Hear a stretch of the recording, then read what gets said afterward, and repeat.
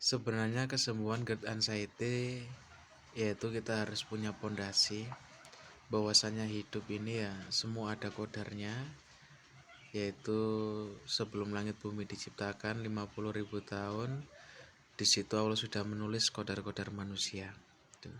Makanya kita harus pasrah untuk kita jadikan pondasi bahwasanya setiap kejadian di dunia ini tidak lain dan tidak bukan karena kita yang membuat, tapi semua sudah ada kodarnya. Sebuah kodar bisa dirubah dengan doa dan usaha, okay.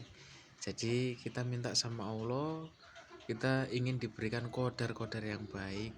Salah satunya penyakit GERD anxiety psikosomatis ini ya kodar dari Allah. Banyak juga orang yang di situ dibilang stres, terus makan makanan yang ekstrim, pol pedesnya, kecut dan lain-lainnya itu nggak apa-apa ya juga ada gitu kan. Karena memang tingkatan manusia itu diciptakan dengan yang berbeda-beda gitu, kapasitasnya. Mungkin kita yang terkena GERD anxiety psikosomatis memang otak kita itu bahasa kasarnya itu di bawah rata-rata mungkin ya, sehingga kita tidak bisa mengelola emosi, mengelola kesedihan dan lain sebagainya, sehingga itu berlarut-larut tanpa kita sadari, permasalahan numpuk-numpuk sehingga terjadilah suatu psikosomatis.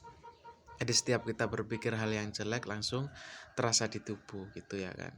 Makanya orang psikosomatis itu perlu pembenahan diri, yang dulunya dia pemarah, terus tidak terima dengan keadaan, gampang emosi, merasa paling baik dan macam-macam. Nah itu harus dirubah, karena sebenarnya hal yang seperti itu yang mendatangkan sensasi-sensasi yang begitu banyak gitu. Karena sudah meledos ya seperti itu ya. Salah satunya memang penyebabnya di lambung yang diserang duluan, karena otak dengan lambung itu sebenarnya walaupun jaraknya jauh tapi satu jalan gitu kan. Kalau pikirannya lagi senang ya lambungnya juga senang gitu, lambungnya bisa menerima makan apapun juga biasa. Tapi kalau otaknya stres maka lambung pun sudah juga bergejolak gitu, sehingga apa yang kita makan yang di situ pedes sedikit, kecut atau mungkin kafein dan lain sebagainya, maka sensasi itu akan gampang sekali dimunculkan gitu ya kan. Makanya langkah-langkah kesembuhan yaitu kita bikin pondasi saya terima, saya pasrahkan hidup saya semua untuk Allah. Hidup matiku, ibadahku semuanya hanya untuk Allah. Nah, kalau sudah ada pondasi seperti itu, maka yang datang hanyalah ketenangan gitu kan. Kita lebih sering-sering melihat orang yang dicoba lebih parah daripada kita. Banyak orang di luar sana nggak punya tangan, nggak punya kaki, serba kekurangan, hidup di jalan, di bawah jembatan, makan susah, makan nunggu barang hanyut dan lain sebagainya. Tapi mereka ya tetap enjoy aja, bisa menikmati. Nah, kita harus bisa melihat ke mereka ya kan, melihat ke sana ya. Biar kita ini lebih termotivasi, oh iya, saya masih dengan keadaan tubuh lengkap, masih bisa makan, masih bisa berteduh di rumah dan lain sebagainya. Maka rasa syukur akan tumbuh, rasa kita bisa menerima dengan kondisi kita yang sekarang itu akan bermunculan. Akhirnya terjadilah suatu olah rasa, kebahagiaan, kesenangan, sehingga membuat kita itu semakin nyaman.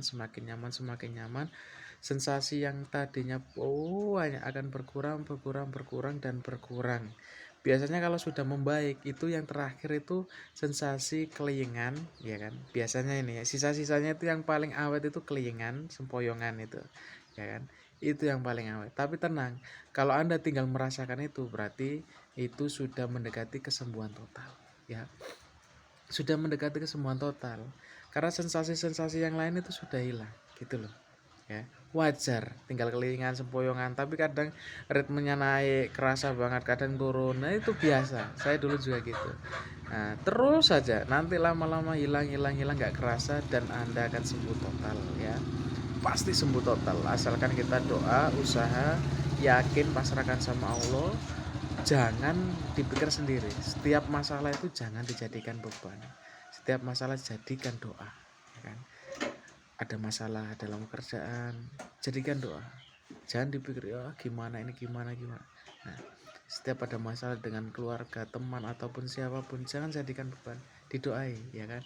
Doa yang baik. Nah, itu kita sudah melibatkan sama Allah, sehingga kita merasa tenang, kita merasa baik-baik saja, kita merasa bahwasanya apapun yang terjadi dalam hidup saya semuanya ada kodarnya dari Allah. Hidup itu enteng, nyantai, ya walaupun adalah sedikit-sedikit mungkin apa ya, memikirkan apalagi tentang hal ekonomi itu ada, pasti nggak mungkin ya kan. Soalnya kalau masalah ekonomi itu dibolak-balik seperti apapun kadang kan nggak bisa. Ya ada, tapi kita nggak lama-lama berlarut dalam situ ya kan. Terus akhirnya ya udah pasrah. Ya, yang penting bisa makan, yang penting kita udah usaha, kita terus berjuang dan berjuang ya kan.